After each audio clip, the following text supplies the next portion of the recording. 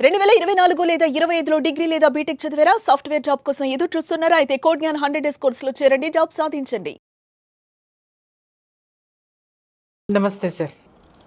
Sir చాలా వరకు నా దగ్గరకు వచ్చిన కేసెస్ 498 ఈ 498లో ఇటు ఆడవాళ్ళు ఎంత బాధితులు ఉన్నారో మగవాళ్ళు కూడా అంతే బాధితులు ఉన్నారు సార్. చాలా కేసెస్లో నేను స్టడీ చేసింది ఏంటి అని అంటే 490 ఇప్పుడు అవతల వాళ్ళని మనం ఢీ కొట్టాలి, లేకపోతే వాళ్ళని గ్రిప్లో పెట్టుకోవాలి అని అంటే 498 కేసు వేయడం అనేది ఒక వెపన్ కింద, ఒక ఆయుధం కింద యూజ్ చేసుకుంటున్నారు. బాగుంది సార్. ఓకే, తాగుబోతు భర్తో లేకపోతే ఇంకేదన్నా ఎక్స్ట్రా మ్యారిటల్ రిలేషన్స్ పెట్టుకున్నా ఇంకొకటో హింసించబడేటటువంటి కేసెస్లో మనం పర్స్యూ చేస్తాం. కొన్ని కేసులు ఏమవుతున్నాయంటే సార్, నేను చూసిన తర్వాత వాళ్ళు అసలు చాలా వరకు 90% ఫాల్స్ ఎలిగేషన్స్ ఉంటున్నాయి.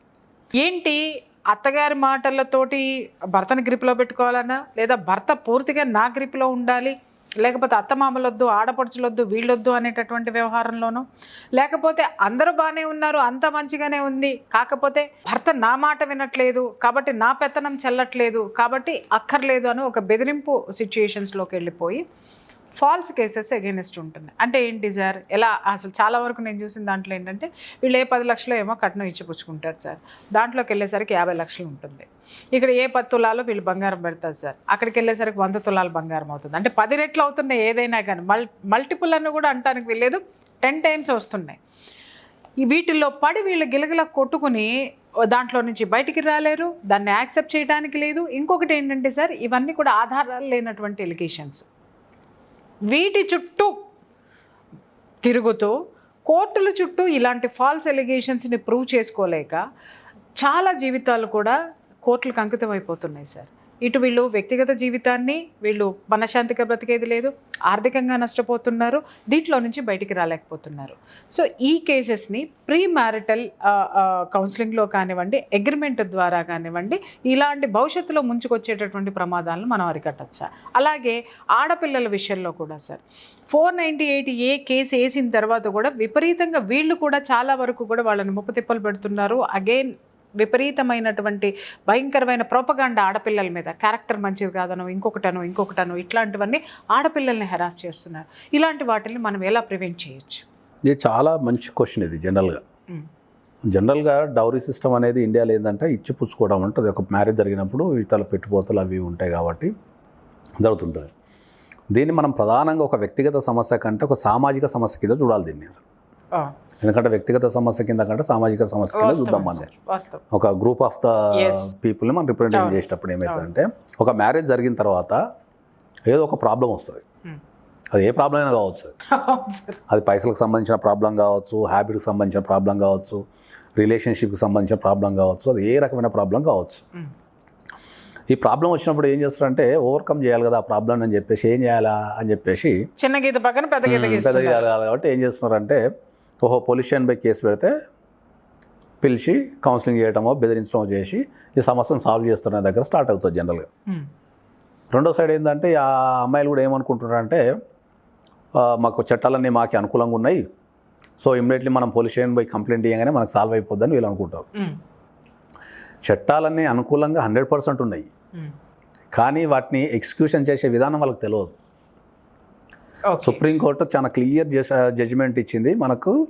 దాంట్లో పెట్టే కేసులలో 70% ఆఫ్ ద కేసెస్ ఫాల్స్ కేసెసే అని చెప్పేసి చాలా క్లియర్ జడ్జిమెంట్ ఇచ్చింది.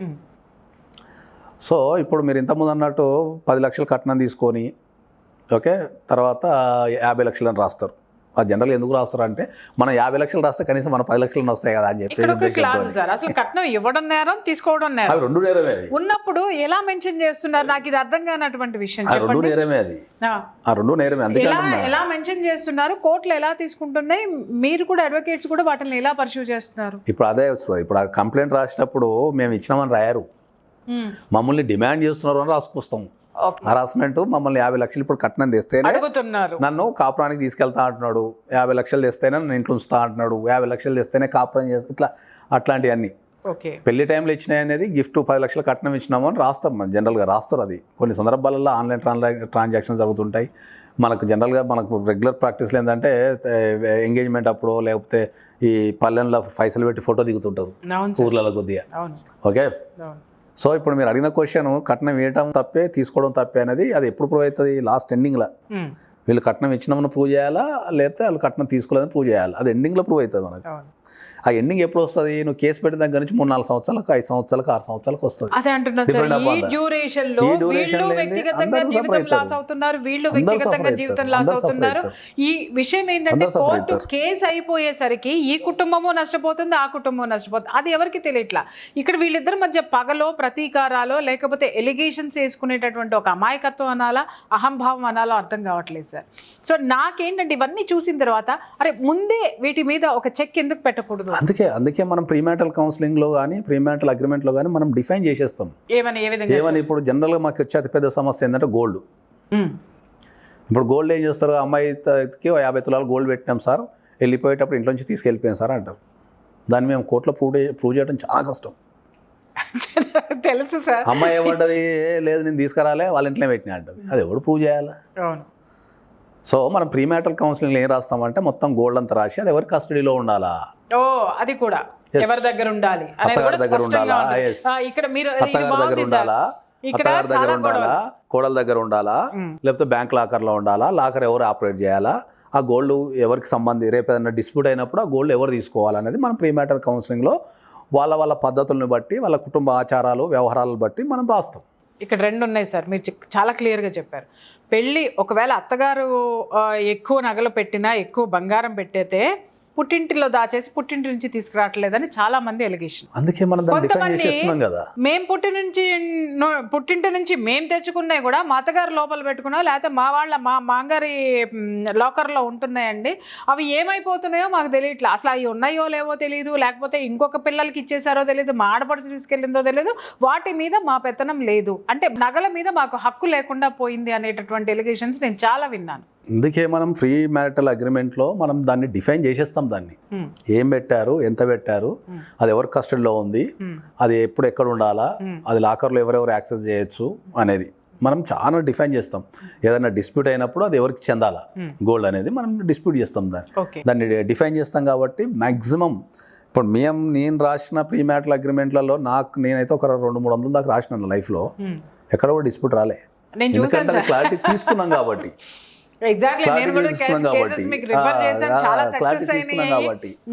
జనరల్గా ఏం చేస్తుంటారు అంటే నాకు కొన్ని సందర్భాల్లో మనం కోడలు ఏం చేస్తా అంటే నేను ఎట్లా ఫంక్షన్ పెట్టుకుని వెళ్ళేస్తా అని చెప్పి ఆ ఫంక్షన్ అటే వెళ్ళిపోతుంది.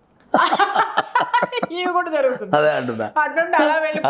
అత్తగారు ఏం చేస్తారంటే అమ్మ ఫంక్షన్కి వెళ్ళి వచ్చినావు కదా, ఇంట్లో ఉంటే సేఫ్ కాదు, మనం బ్యాంక్ లాకర్లో పెడదాం అని చెప్పి ముత్తూట్ ఫైనాన్స్లో పెట్టుకునేవి కూడా ఉన్నాయి. అమ్మాయి ఏమంటది? సార్ నా బ్యాంక్ లాకర్లో పెట్టుకుంటా అంటే ఇచ్చిన సార్ తీసుకొస్తుంది ముత్తూట్ ఫైనాన్స్ ఉన్నాయి సార్ అని. సో ఈ అంతా కన్ఫ్యూజ్ అవుతుంటారు కాబట్టి మనం ఏం చేస్తామంటే ఈ ఫ్యూచర్లో వీళ్ళు ఈ పోలీస్ స్టేషన్ గడప తొక్కకపోవడాలు, ఈ కోర్టు చుట్టూ తిరిగి వాళ్ళ జీవితాన్ని వేస్ట్ చేసుకోకుండా ఏదైతే ఈ గిఫ్ట్లు ఎక్స్చేంజ్లు ఏదైతే ఉంటుందో దీన్ని మనం ఖచ్చితంగా డిఫైన్ చేసేస్తాం. అగ్రిమెంట్లో మనం డిఫైన్ చేసేస్తాం. ఇంకా అప్పుడు వాళ్ళకు ఆ అగ్రిమెంట్ ప్రకారం ఏది ఎప్పుడు ఎక్కడ ఉండాలని క్లియర్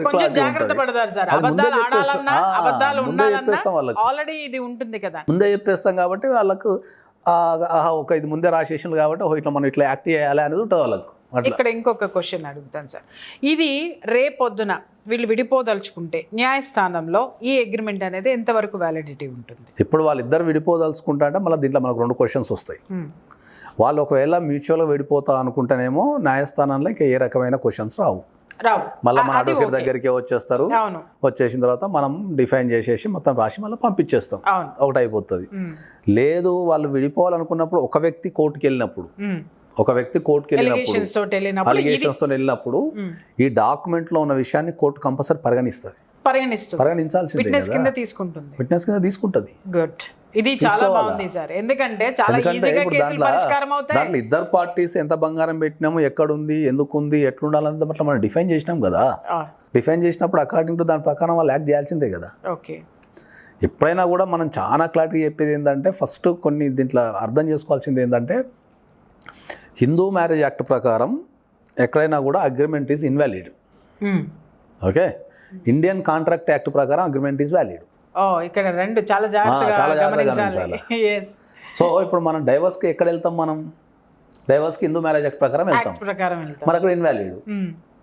కానీ దీన్ని కాంట్రాక్ట్ కింద వెళ్ళి మళ్ళీ కాంట్రాక్ట్ యాక్ట్ కింద వెళ్ళి మనం మళ్ళీ దాన్ని షూ చేసుకునే అధికారం ఇది ఉంది. తెలియదు సార్, చాలా షూ మందికి చేసుకునే అధికారం తెలియదు. ఉంది. ఎందుకంటే కాకపోతే ఏంటంటే హిందూ మ్యారేజ్ యాక్ట్ ప్రకారం ఇన్వాలిడ్ అయినా కూడా కోర్టు ఆ డాక్యుమెంట్ని కంపల్సరీ పరిగణించాల్సిందే.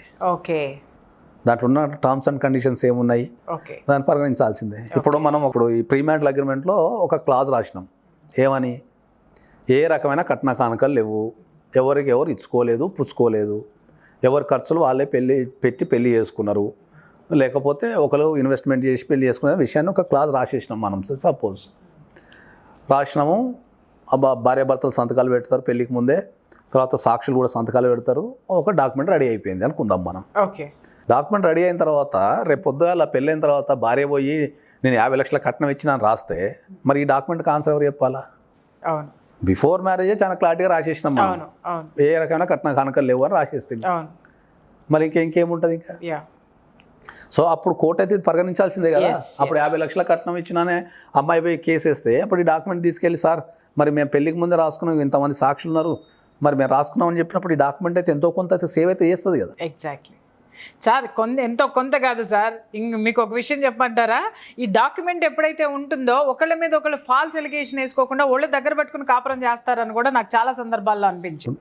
అందుకే పెళ్ళైన సందర్భంలో కూడా, పెళ్ళైన తర్వాత గొడవ లేనప్పుడు కూడా మన పెద్ద మనుషులు ఏం చేస్తారంటే ఎక్కడైనా కూర్చొని ఎట్లా మెలగాలి, ఏముంటుంది, ఎంత మొగుడు ఇంటికి పైసలు వేయలేదు అనుకో నెలకు 20,000 నువ్వు కంపల్సరీ ఇవ్వాలి అని రాస్తారు. అవును. ఎస్, ఇవాళ రేపట్లో జరుగుతున్నాయి సార్. అది నెక్స్ట్ ఎపిసోడ్లో మనం మాట్లాడుకుందాం.